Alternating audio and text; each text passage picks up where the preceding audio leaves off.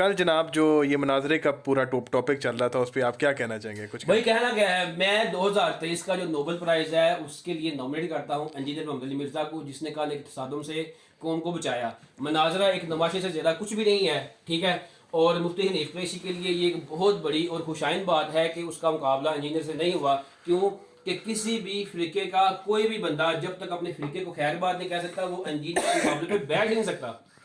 Engineer کا مقابلہ آپ اس دن کریں گے جس دن آپ اپنا فرقہ چھوڑ کے آئیں گے۔ مفتی حنیف قریشی نے جب وہی بات کی تھی جو بات انجینئر کرتا ہے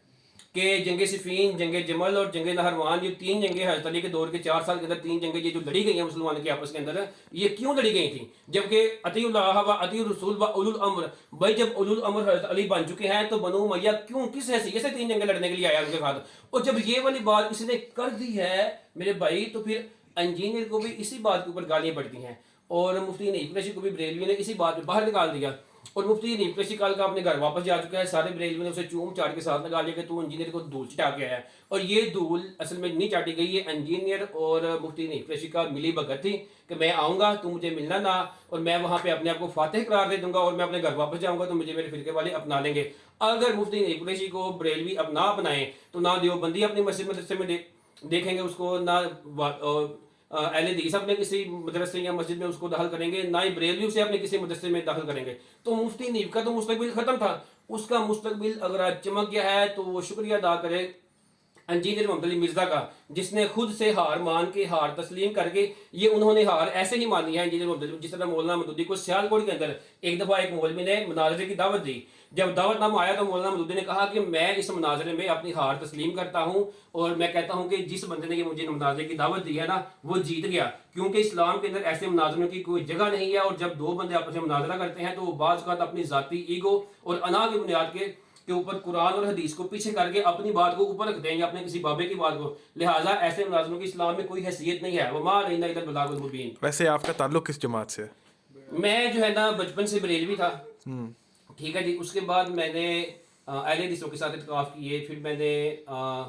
دیوبند کے ساتھ اتقاف اور جماعتیں جو ہے نا ان کی جوائن کی، اور اس کے بعد میں نے اپنی ذاتی اسٹڈی جو ہے نا وہ شروع کی تھی۔ تو میرے نزدیک سارے کے سارے فرقے جو ہے نا وہ بالکل عین حق پر ہیں، کوئی فرقہ غلط نہیں ہے، ٹھیک ہے، سب کے اندر اتنی خوبصورتیاں موجود ہیں کہ اگر کسی نے عقیدت اور محبت سیکھنی ہے اللہ کے نبی سے تو وہ بریلویوں کو دیکھ لے، اگر کسی نے توحید کو قائم کرنا ہے دیکھنا ہے تو وہ اہل حدیث کے پاس چل جائے، اگر کسی نے صحابہ کرام رضوان اللہ اجمعین کو دیکھنا ہے، ان کی محبت دیکھنی ہے تو وہ دیوبند کو دیکھ لے۔ تو ان سب کو جب ہم ایک ٹوٹل کرتے ہیں تو یہ سارے کا سارا دین قائم ہو رہا ہے، سارے حق پہ ہیں ماشاءاللہ۔ میں نے سب کے ساتھ وقت گزارا اور سارے ماشاءاللہ بہترین اور زبردست لوگ ہیں۔ میں نے ان میں سے آج تک کوئی بندہ ایسا نہیں، سوائے ان کے مولوی جو بڑے بڑے ممبروں میں بیٹھتے ہیں وہ فرقے پرستی کرتے ہیں، جبکہ مجھے جو بھی بندہ ملا آج تک کبھی کسی نے فرقے کی بات کی نہیں ہے۔ فرقے کی کوئی اصل میں حیثیت اور اہمیت ہے ہی نہیں، فرقہ کوئی لفظ موجود نہیں ہے اسلام کے اندر، یہ تو انہوں نے اپنے اپنے برانڈ کو، بھائی اگر آپ اپنے آپ کو سنی وہابی نہیں کہیں گے تو پھر آپ تو پھر یہ بھی کہہ سکتے ہیں ٹھیک ہے اگر ہم نہیں آئیں گے تو پھر فلاں بندے کو چندہ دے دیجیے گا، چندہ سانو دینا ہے، کھال ہمیں دینی ہے۔ بھائی عید والے دن یہ کیوں نہیں کہتا کہ کسی بھی مسلمان کو کھال دے دیجیے گا، نہ سانو کھال دے آ جائے، ہماری جماعت کو کھال دیجیے گا۔ یہ کھلنے اور یہ چندے جو ہے نا اگر آپ نے خود لینے ہیں تو آپ کو ایک فرقہ اب ساتھ لگانا پڑے گا، لیکن اگر آپ چاہتے ہیں کہ ساری کھالیں اور چندہ جو ہے نا اسلام کے لیے استعمال ہو تو پھر کوئی بھی لے جائے، تو کوئی کیسے لے کے جائے، سانو بھی لبا، فرقہ اس سے مجبوری۔ سبحان اللہ، سبحان اللہ، شکریہ شکریہ شکریہ۔